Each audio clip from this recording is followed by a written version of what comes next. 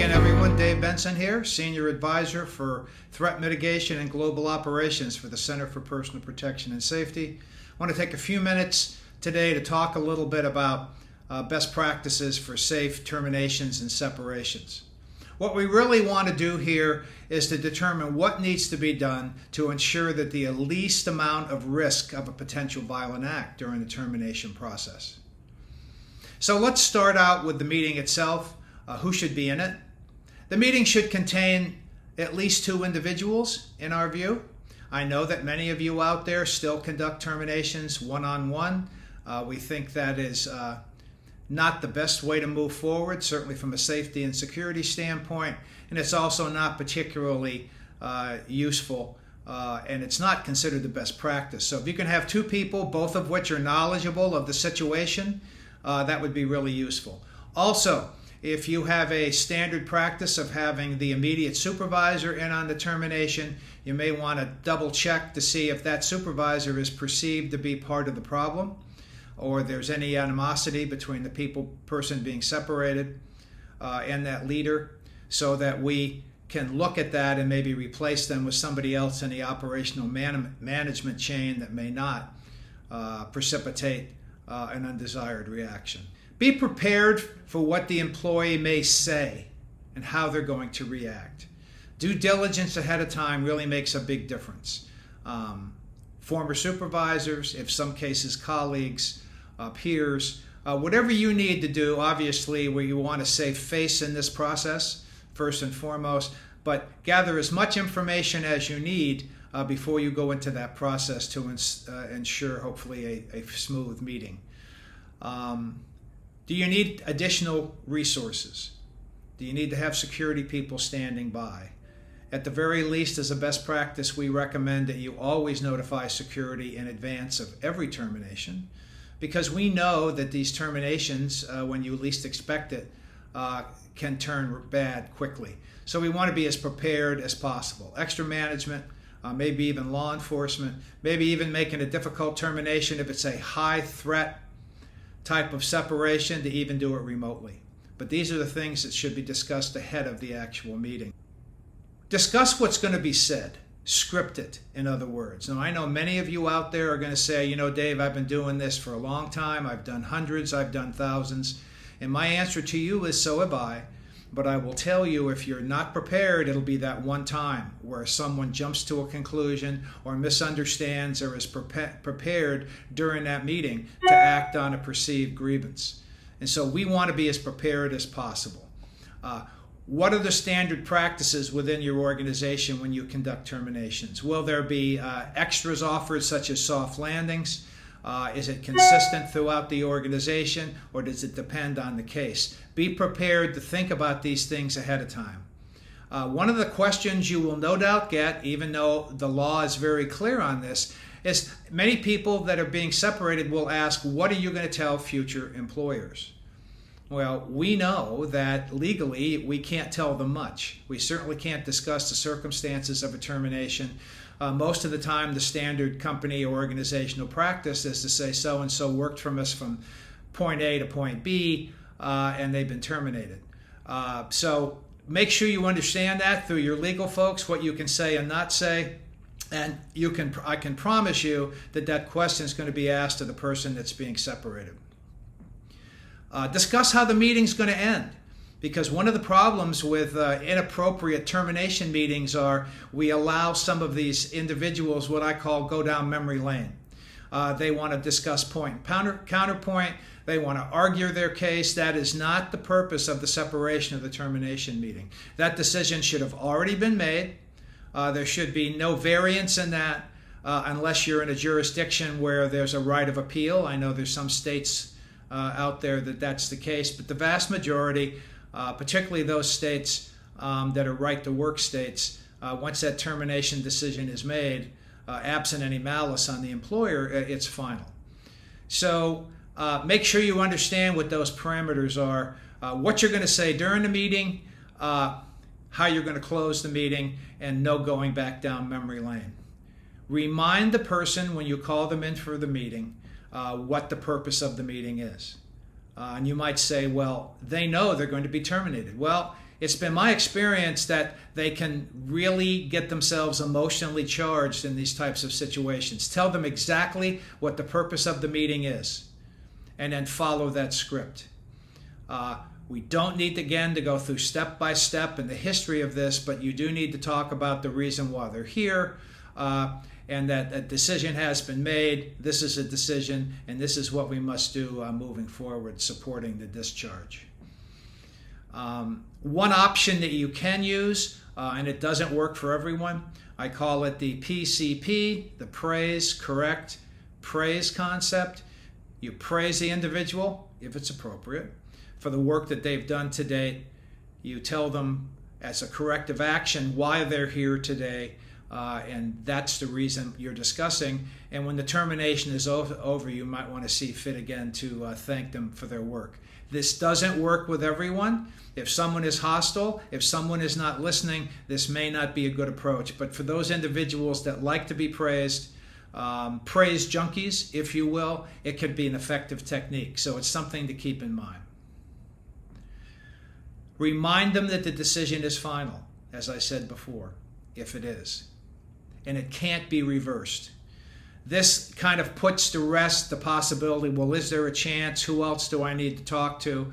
And rather than saying it's your decision or it's the manager's decision, say it is a company decision that's been agreed to. Now, that needs to be true, but if it is, that needs to be spelled out. That kind of takes some of the pressure and the sting, if you will, that it's not something personal. Tell them the effective date of the termination. Obviously, I'm not a fan of terminating somebody and letting them hang around for a day or two. That still happens. In some organizations, terminations, once they're done, they're final. Arrangements need to be made for their equipment, their personal belongings, company property, all those things. That needs to be done, and it should be done as soon as practicable after the termination meeting. It may even be appropriate to provide them with summary of the meeting or summary of what benefits they're entitled to. Whatever your normal company protocol is, this should be done consistently throughout the organization. One tenet in terminations, never ever argue. You could be as right as rain. You represent the company in management or leadership or human resources. Arguing is not a consistently positive way to do this. So don't argue. If they have questions, tell them you'll do your best to find out answers to those questions, but it won't be addressed in this meeting, and just continue onward. It'll be dealt with in an appropriate forum at another time, but that's not the purpose of this meeting. Again, make sure if they're to leave immediately, and that would be my recommendation as a matter of best practice, make sure if they can safely go get their belongings. If that's a problem, if you still have people in the work area where it may cause embarrassment for the individual being terminated, you might make arrangements for that to be gathered for them and mailed to them. I'm also not a big fan of having them come back 3 days later or on the weekend to pick up their stuff. The less opportunity they have to come back and kind of ruminate, if you will, over what's happened to them, the better off we are. A clean break is the best way to go. And then provide one person as a point of contact because they need to understand they're no longer employed, therefore they shouldn't necessarily come back without an appointment, and make sure they have that one contact person. If you don't have answers to questions that these individuals are asking, I know no one here would intentionally do this, but don't give a half answer or don't give an answer you think is correct only to find out it's wrong later. It could very easily be turned against you personally and against the company. So let's make sure that we have our ducks in a row ahead of time when we go into the meeting. And again, what we can't find out for them right away, we will get back to them. Again, all that company property, keys, ID cards, whatever, all access should be turned off once they're off the building, off the grounds, excuse me. If you're going to escort them off the grounds in a tasteful way, that's probably the best way to move forward instead of letting them roam the building, saying goodbye to everybody in their emotional state. and any future questions they have about paychecks, insurance, or other things can be going through that one person that you've designated to be the point of contact. If necessary, you may have to reinforce again that termination or separation is final.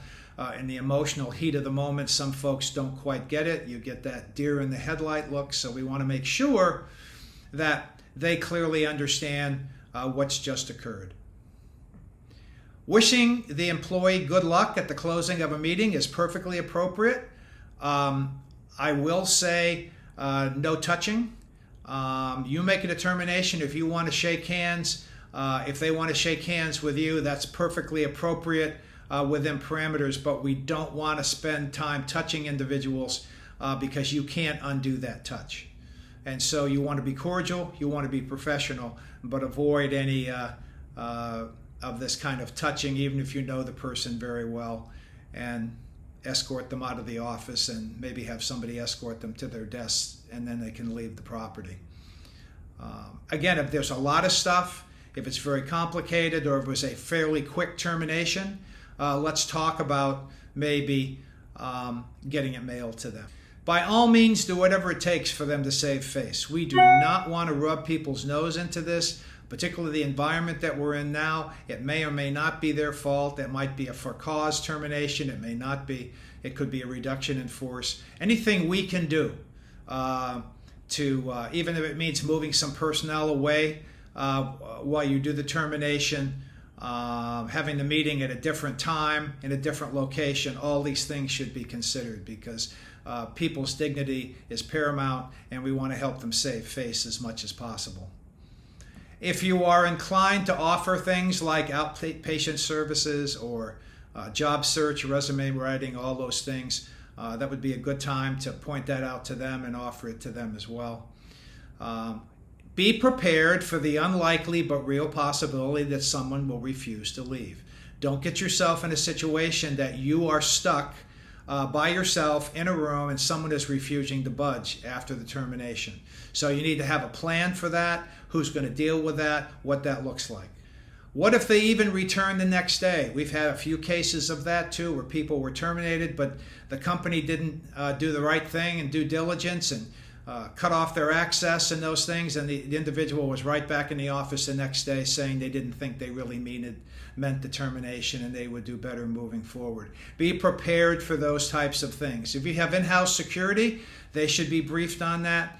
In the unlikely event you have to involve law enforcement to remove them, plan for that type of event if you need it, but we really would like to try to avoid it. And again, nobody on your team should be touching anybody else and forcing them to leave. That's a good overview.